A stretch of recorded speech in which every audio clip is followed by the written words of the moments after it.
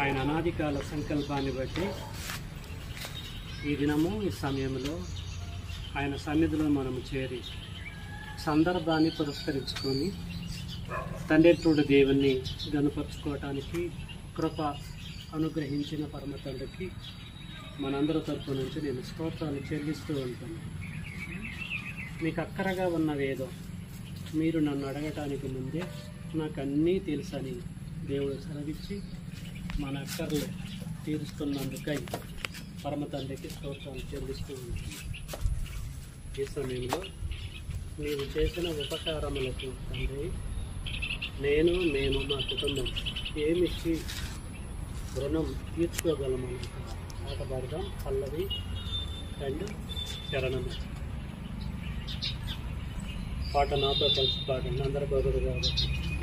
నీవు చేసిన ఉపకారములకు నేనేమి చెల్లించును, నీవు చేసిన ఉపకారములకు నేనేమి చెల్లించును. ఏడాది దూడలనా వేలాది పొట్టేలనా, ఏడాది దూడలనా వేలాది పొట్టేలనా, నీవు చేసిన ఉపకారములకై నేనేమి చెల్లించును. నా కన్నులెత్తుచున్నాను, నాకు సహాయము ఎక్కడ నుండి వస్తును? యెహోవా వలననే నాకు సహాయము కలుగును. ఆయన భూమి ఆకాశములను సృజించినటువంటి వాడు. ఆయన నీ పాదము త్రొట్టిల్లనీయడు. నిన్ను కాపాడువాడు కొనకడు, ఇశ్రాయేలును కాపాడువాడు కొనకడు, నిద్రపోడు. యెహోవాయే నిన్ను కాపాడువాడు. నీ కుడి పక్కన యెహోవా నీకు నీడగా ఉండను. పగలు ఎండ దెబ్బ అయినను నీకు తగలదు, రాత్రి వెన్నెల దెబ్బ అయినను నీకు తగలదు. ఏ అపాయమును రాకుండా యెహోవా నిన్ను కాపాడును. ఆయన నీ ప్రాణమును కాపాడును. ఇది మొదలుకొని నిరంతరము నీ రాకపోకలయందు యెహోవా నిన్ను కాపాడును. ఆమేన్. మరొక లేఖనం చదువుకొని ప్రార్థన చేస్తుంది. రోమపత్రిక 8వ అధ్యాయము పౌలుగా ఇన్ఫర్మేషన్ దేవుడి పిల్లలకి తెలియజేస్తారు. రోమీయులకు రాసిన పత్రిక 8వ అధ్యాయంలో 28లో ఈ రీతిగా తెలియజేస్తున్నాడు.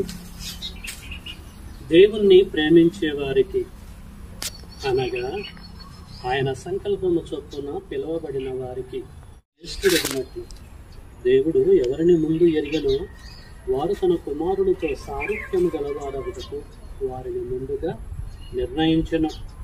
మరియు ఎవరిని ముందుగా నిర్ణయించను వారిని పిలిచెను, ఎవరిని పిలిచెను వారిని నీతిమంతులుగా తీర్చును, ఎవరిని నీతిమంతులుగా తీర్చును వారిని దేవుడు మహిమపరచెను.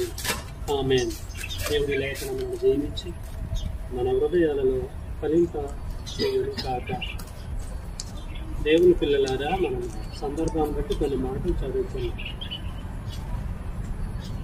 మనకు అక్కరగా ఉన్నవి ఏదో మనము మన తండ్రిని అడగటానికి ముందే కాలాన్ని బట్టి అన్ని కూడా దయచేస్తారు.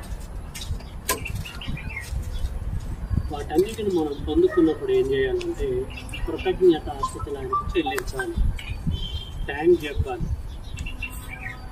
ఈ లోకంలో ఒక ఉన్నతమైన వ్యక్తి దారిద్ర్య రేఖకు దిగువలో ఉన్నటువంటి వారికి సహాయం చేస్తే ఆ వ్యక్తి ఏం చేస్తాడు? థ్యాంక్స్ అండి అని అంటాడు.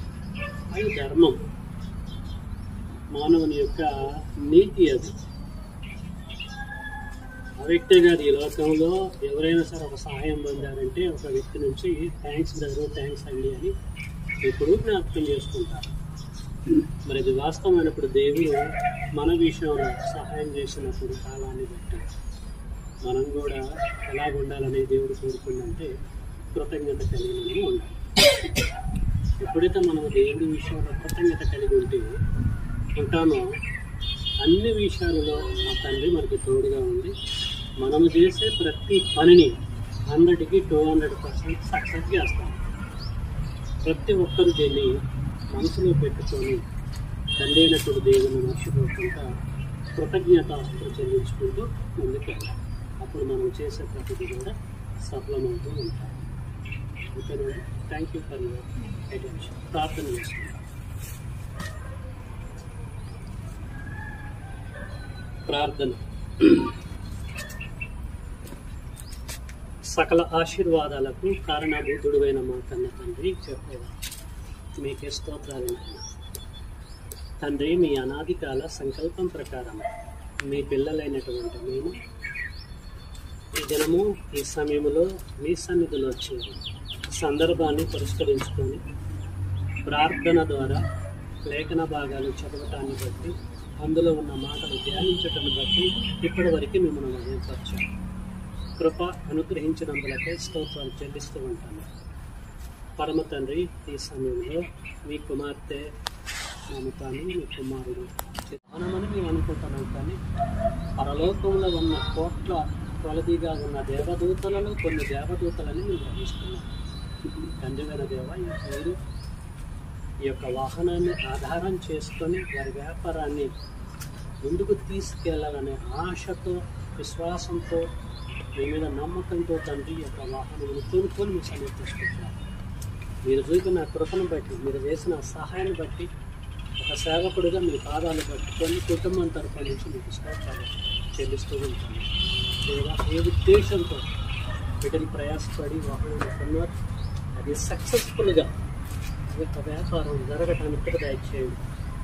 వీరు చేయబోయే ఈ వ్యాపారం తండ్రి మీ చేతికి అప్పచెప్పుతున్నా 30 అంతులుగా, 60 అంతులుగా, 100 అంతులుగా, 1000 అంతులుగా వర్ధిల్లటానికి మీ సహాయం అనుగ్రహించమని, కుటుంబానికి దయచేయమని మీ పాదాలు పట్టుకొని అడుగుతున్నాం. తండ్రివైన దేవ, ఇది మా రిక్వెస్టే.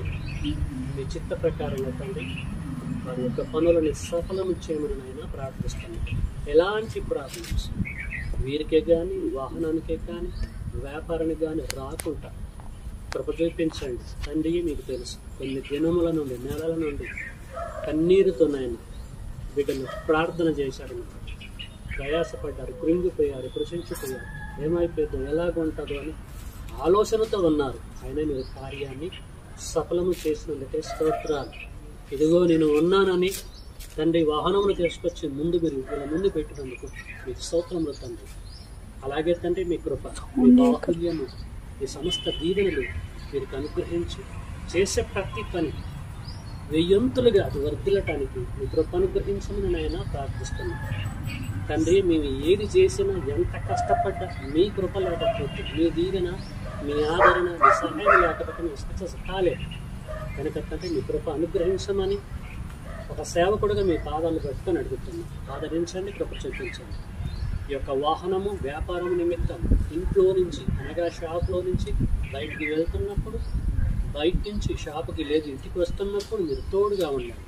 మీ దోతల్లో ఉంచండి, ప్రొటెక్షన్ ఇవ్వండి. అన్ని రకాలుగా తండ్రి మీ సహాయం సహకారాలు వాహనానికి, గడిపేటువంటి డ్రైవర్కి, మీ కుమారుడికి, సమస్తానికి మీరు అనుగ్రహించి మీ చిత్తానుసారంగా బిడ్డలను వాడుకోమని తండ్రి వేరే దేవ, ఎదుటి వారి ముందు పడిపోకుండా, నెవ్వే వారి ముందు తండ్రి కృంగిపోకుండా బిడ్డలు నిలబెట్టండి, ఆదరించండి, సహాయం చేయండి. ఈ యొక్క ప్రార్థనలు, ఈ యొక్క కోరికలు ఎందరైతే పాల్గొన్నారో బిడ్డలందరి కుటుంబాల కొరకు, వారు చేస్తున్న పనుల కొరకు ప్రార్థిస్తున్న అందరికీ దీవించి ఆస్వాదించండి. ఈ అద్భుతమైనటువంటి కృప ఈ కుటుంబానికి మీరు దయచేసినందుకు మీకు స్తోత్రాలు చెల్లిస్తూ, ఈ యొక్క వాహనమును దేవా తండ్రి యొక్కయు, కుమారుని యొక్కయు, పరిశుద్ధాత్మనామమును ప్రతిష్ఠ చేయుచుండగా మీరే దీవించి మీకు మహిమ తెచ్చుకోండి. యేసు నామములో ఈ ప్రార్థన మీకే సమర్పిస్తున్నాం మా పరలోకపు తండ్రి. ఆమేన్.